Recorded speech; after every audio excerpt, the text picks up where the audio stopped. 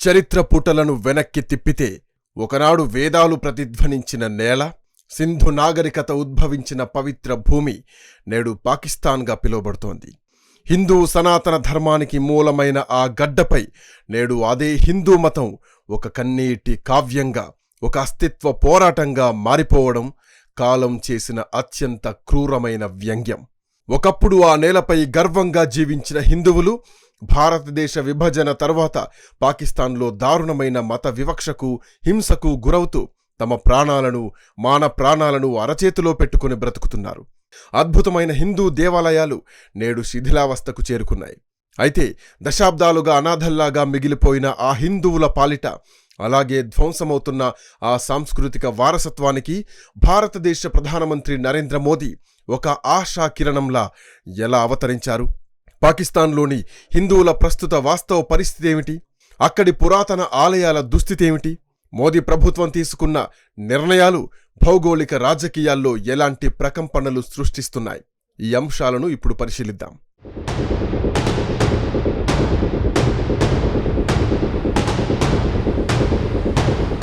పాకిస్తాన్లోని హిందువుల చరిత్ర గురించి మాట్లాడాలంటే క్రీస్తు పూర్వం నాటి సింధులోయ నాగరికత వరకు వెళ్ళాలి. మొహెంజోదారో, హరప్పా లాంటి ప్రాంతాలు హిందూ ధర్మానికి, వేద సంస్కృతికి జన్మస్థలాలు. కానీ ఇస్లామిక్ దండయాత్రల తర్వాత ఆ ప్రాంత ముఖ చిత్రం పూర్తిగా మారిపోయింది. 1947 దేశ విభజనకు ముందు ప్రస్తుత పాకిస్తాన్ అంటే నాటి పశ్చిమ పాకిస్తాన్ ప్రాంతంలో దాదాపు 14% హిందువులుండేవారు. కానీ విభజన సమయంలో జరిగిన భయంకరమైన మారణకాండ, అలాగే వలసల కారణంగా లక్షలాది మంది హిందువులు భారత్కు వలస వచ్చారు. మిగిలిన వారు అక్కడే ఇరుక్కుపోయారు. పాకిస్తాన్ ప్రభుత్వం చెబుతున్న 2023 అధికారిక లెక్కల ప్రకారం నేడు ఆ దేశ జనాభాలో హిందువులు కేవలం 2.17% మాత్రమే, అంటే సుమారు 52 లక్షల మంది. వీరిలో అత్యధికులు అంటే 90% పైగా సింధ్ ప్రావిన్స్లోని ఉమర్కోట్, థార్పార్కర్, మీర్పూర్ ఖాస్ లాంటి గ్రామీణ ప్రాంతాల్లోనే అత్యంత దయనీయమైన పరిస్థితుల్లో ఉన్నారు. ఒకప్పుడు ఆ గడ్డనేలిన ఒక జాతి నేడు తమ సొంత అస్తిత్వాన్ని నిరూపించుకోవడానికి కాగితాల కోసం ఆరాటపడ్డం అత్యంత విషాదకరం. పాకిస్తాన్లోని హిందువుల దీనస్థితికి అద్దం పట్టే మరో ప్రధాన అంశం అక్కడ ధ్వంసమవుతున్న పురాతన హిందూ దేవాలయాలు. ఒకప్పుడు ఆధ్యాత్మిక శోభతో వెలుగొందిన ఈ ఆలయాలు నేడు ఆక్రమణలకు, దాడులకు గురై శిథిలావస్థకు చేరుకున్నాయి.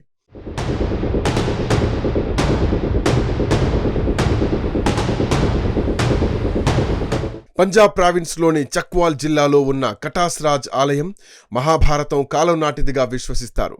పాండవులు తమ అజ్ఞాతవాస సమయంలో ఇక్కడ గడిపారని, శివుడి కన్నీటి బిందువులతో ఇక్కడి పవిత్ర సరోవరం కటాస్ ఏర్పడిందని పురాణాలు చెబుతున్నాయి.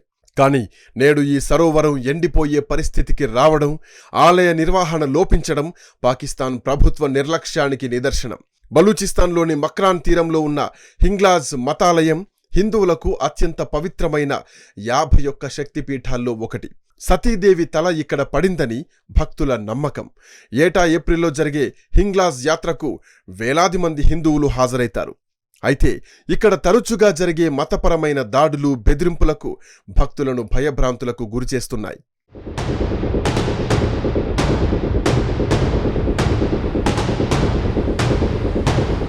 కరాచీ నగరంలోని పురాతన పంచముఖి హనుమానాలయం సుమారు 1500 సంవత్సరాల క్రితం నాటిదని అంటారు. ఈ ఆలయంలోని హనుమంతుడి విగ్రహం స్వయంభువు, అంటే మనుషులు చెక్కింది కాదు, అది వెలసింది అని విశ్వసిస్తారు. కరాచీలో మిగిలి ఉన్న అతి కొద్ది హిందూ దేవాలయాల్లో ఇది ఒకటి. ఇక్కడికి వెళ్లే భక్తులు నిరంతరం భద్రతాపరమైన ఆందోళనతోనే పూజలు చేస్తూ ఉంటారు.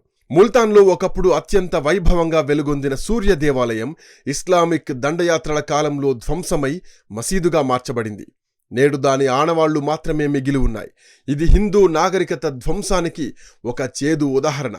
ఇవి కాకుండా సింధు ప్రావిన్స్లో అనేక చిన్న కృష్ణుడి ఆలయాలు, అలాగే ఇతర దేవతామూర్తుల ఆలయాలు ఆక్రమణలకు గురయ్యాయి. స్థానిక భూస్వాములు ఈ భూములను ఆక్రమించుకొని గుడులను తమ ప్రైవేట్ అవసరాలకు వాడుకోవడం పాకిస్తాన్లో దారుణమైన వాస్తవం.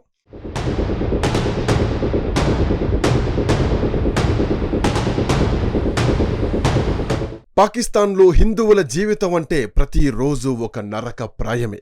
మానవ హక్కుల సంఘాలు అలాగే మీడియా నివేదికల ప్రకారం సింధ్ ప్రావిన్స్లో ముఖ్యంగా మైనర్ హిందూ బాలికల పరిస్థితి అత్యంత హృదయ విదారకరంగా ఉంది. ప్రతి ఏటా వందలాది మంది అండరేజ్ హిందూ బాలికలను బలవంతంగా అపహరించి ఇస్లాం మతంలోకి మార్చి ముస్లిం పురుషులతో వివాహాలు జరిపిస్తున్నారు. భూస్వాముల చేతుల్లో బందీలుగా ఉన్న వేలాది మంది షెడ్యూలు కులాల హిందువులు వెట్టి చాకిరీ చేస్తూ తరతరాలుగా దోపిడీకి గురవుతున్నారు. అభద్రతా భావం, చట్టాల దుర్వినియోగం కారణంగా ఏటా వేలాది మంది హిందువులు తమ ఆస్తులను, మూలాలను వదిలేసి భారతదేశానికి శరణార్థులుగా వలసలు వస్తున్నారు.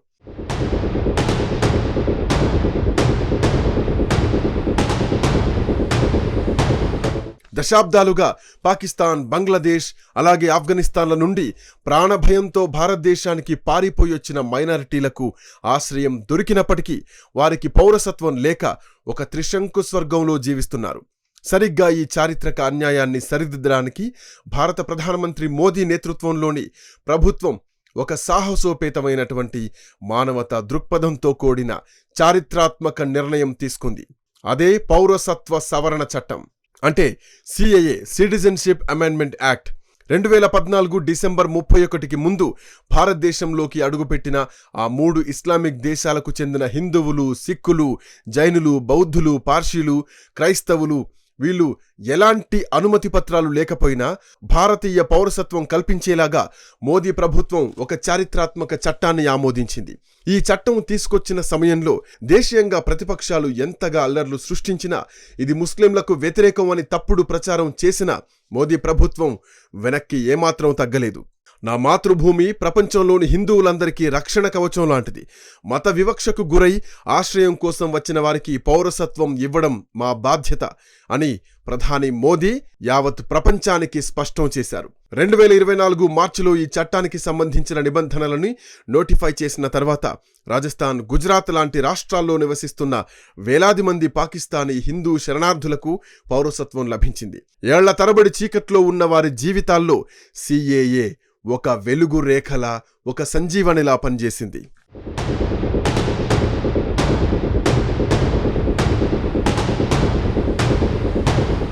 నరేంద్ర మోదీ విధానం కేవలం శరణార్థులకు పౌరసత్వం ఇవ్వడానికే పరిమితం కాలేదు. పాకిస్తాన్కు బుద్ధి చెప్పడానికి ఆయన దౌత్యపరమైన ఉక్కు పాదం మోపారు. 2019 ఆగస్టులో కాశ్మీర్కు ప్రత్యేక హోదా కల్పించే ఆర్టికల్ 370ని రద్దు చేసి కాశ్మీర్ను భారత్లో పూర్తిగా విలీనం చేయడం ద్వారా పాకిస్తాన్ గుండెల్లో బాంబు పేల్చారు. అంతర్జాతీయ వేదికలపై, ఐక్యరాజ్య సమితిలో పాకిస్తాన్లోని మైనారిటీల పరిస్థితి దారుణంగా ఉందని పదే పదే ప్రభుత్వం ఎండగడుతోంది. హింగ్లాస్ అలాగే కటాజ్ రాజ్ లాంటి ఆలయ పరిరక్షణపై దౌత్య మార్గాల ద్వారా ఒత్తిడి తెస్తోంది. మోదీ అనుసరిస్తున్న ఈ కఠినమైన జాతీయవాద విధానాలు పాకిస్తాన్ నాయకత్వానికి దడ పుట్టిస్తున్నాయి. పాకిస్తాన్లోని హిందువుల పరిస్థితి, అక్కడి దేవాలయ దుస్థితి నేడు ఒక నెత్తురోడుతున్న గాయం లాంటిది. కానీ దశాబ్దాలుగా వారిని పట్టించుకోని భారతీయ రాజకీయ వ్యవస్థలో ఒక పెనుమార్పొచ్చింది. ఆ మార్పు పేరే నరేంద్ర మోదీ. దేశ నాయకుడిగా మోదీ చరిత్రలో నిలిచిపోతారు. పౌరసత్వ సవరణ చట్టం అనేది కేవలం ఒక కాగితం కాదు, అది దశాబ్దాలుగా నరక యాతన అనుభవించిన హిందువులకు భారతమాత ఇచ్చిన ఒక ఆత్మీయ ఆలింగనం. మోదీ అనుసరిస్తున్న ఈ అద్భుతమైన దార్శనికత, ధైర్యవంతమైన నిర్ణయాలు, కఠినమైన జాతీయవాద విధానాలు భారతదేశాన్ని భవిష్యత్తులో ఒక తిరుగులేని సాంస్కృతిక రక్షణ శక్తిగా ప్రపంచం ముందు నిలబెడతాయనడంలో ఎలాంటి సందేహం లేదు. ఇదే మోదీ విజన్, ఇదే నవభారతం యొక్క ఉగ్ర రూపం.